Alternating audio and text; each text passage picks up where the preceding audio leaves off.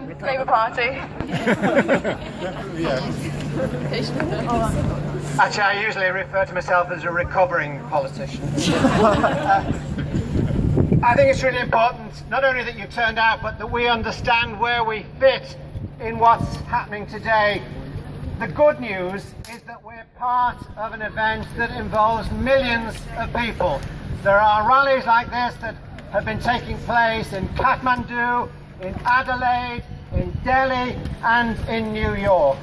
The good news is that in New York, you've got Ban Ki-moon and Leonardo DiCaprio speaking to the rally. It's just your hard luck that you've got Mike Edwards and me. But that's how it is. But what we also need to understand is that we have very little time to play with. Very little time at all. And this is not a time for us to be shy in setting out our own shopping list of what we have to do.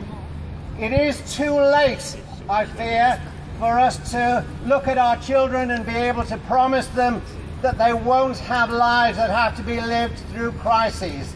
But we can still promise that catastrophes can be avoided. And that is the challenge that faces us. We have to be bigger than we are. And in doing so, we have to learn from the past in the way that Mike Edwards reminded us of, and also be unafraid to step into a different future. What happened in Nottingham in the 1830s was that we had a man called Thomas Hawksley, who was the borough engineer, who looked at the cholera that was blighting the lives of cities around the country and gave Nottingham the first clean water supply anywhere. It meant that when the second cholera epidemic happened in the 1840s, Nottingham was the one city in the country that it didn't hit. Why? Because Hawksley put in the clean water supply. And he did so at the age of 21. Now I look around here and I think some of you will be 21 one day, and we have to all have the courage to be able to step into that space. Hawksley didn't wait for politicians in Parliament to give the lead. He gave it locally. Now the good news for us is that there are localities like ours all around the planet that are understanding just where we are. I'm pleased that the New York rally is taking place today, but the reality is that the climate summit on Tuesday will resolve nothing, not a thing. And in fact, many of the issues that we're trying to address here run the risk of being declared illegal as a result of other decisions that our global leaders are making. The petition against fracking, local authorities around this country have already started to refuse planning applications or drilling applications. But this current draft transatlantic treaty on investment and partnership between the US and Europe would make the interruptions of profit-taking an illegal act. Now, we have to be willing then to defy the laws of commerce in order to abide by the laws of nature. And the laws of nature require us to put back more than we take out. Life is not an act of pillage. It's an act of stewardship in which we accept the responsibilities for the generations that follow. That what we pass on is something better rather than something poorer. And we have to be willing to step into that space. Now the good news is, in my lifetime, I've never known the ability to do that, to be closer to our grasp. In our house, and I wanted to have my daughter up here with me, in our house we sort of have a solar roof, and we have an eco house. We generate more electricity than we consume, and it's clean electricity.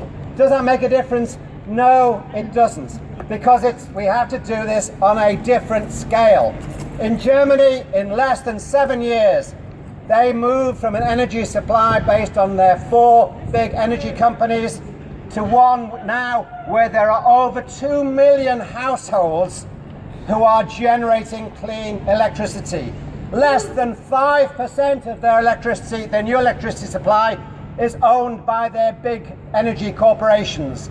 The majority of it is owned by communities, by households, by businesses, by cities. And not only that, there are now 180 towns and cities around Germany that have taken their energy grid back into social ownership. They're selling themselves less consumption rather than more. They're selling themselves energy storage and energy saving in order to pool the energy that they can generate for themselves to deliver a common security. Not individual security, but common security. And we have to start to go down those paths once again, following the leads that have often come from outside, but also cherishing some of the leads we've given ourselves. In the city, an unassuming man called John Hughes in the QMC hospital and City Hospital took the decision some years ago that he thought it was a bad idea to be feeding patients crap food. So he came up with a plan to throw out the cooked chilled food providers and replace them with a consortium of foods supplied by local farmers. And that actually cut the food bill in half, doubled the nutritional standards, and cut food miles down by 9/10. Sadly, in this last year, that consortium has been debarred even from competing for the food supply in the hospitals.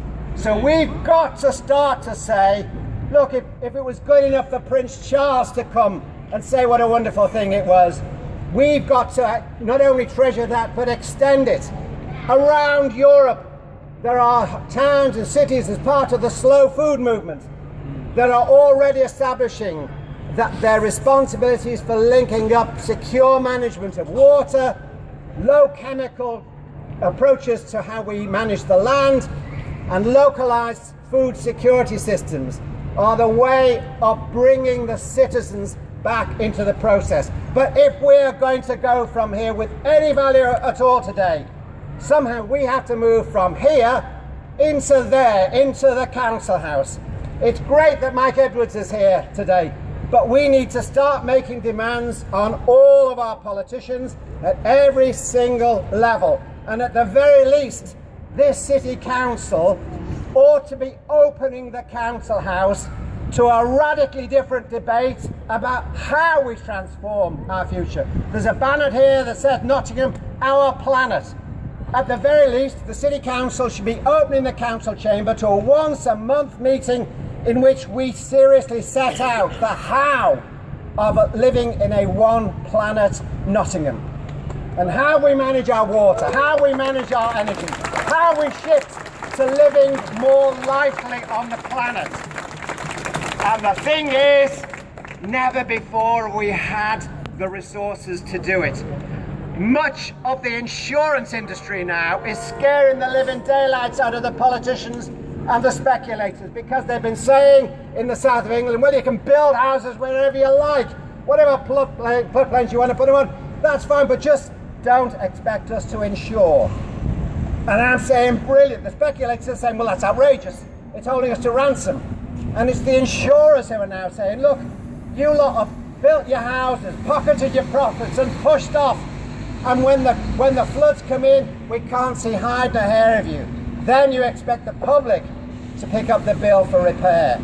Well, we now have to start to move the monies that we have, the monies that we put into our own insurance schemes and into our pension schemes, and we need to be saying to the trade unions who manage that, you've got to be the demanders of change as well. We won't put our money into pollution. We won't put our money into the destruction of the planet. We will put it into the resources that will deliver our children a different future. And if that means being arrested for making those demands, so be it. When I was the MP, I tried really hard to get arrested for things like that. I used to tell the Chief Constable when I was going to try and pull up GMO crops and plant organic seeds, and said I wanted that on my charge sheet. Being guilty at planting food that was safe for our children to eat. But they always tell me to sod off. But if we're brave enough, if we're strong enough, then we have the ability still to change our lives profoundly and for the better. We just have to be big enough for the moment. So I would say to you, look at your children, your neighbours, and find that courage. Look at yourselves and remember that it's never too late to be all the things you thought you might be. And I may not be Leonardo DiCaprio, but this place does not have to be the Titanic either. So be brave, because this is the moment, and we may not get it again.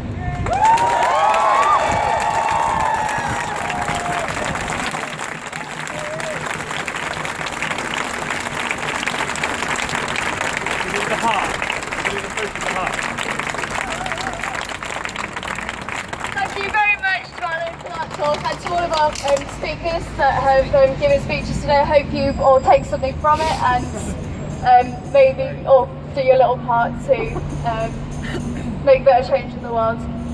Now we're going to try and make a big heart shape in this area here so we can post a photo and it'll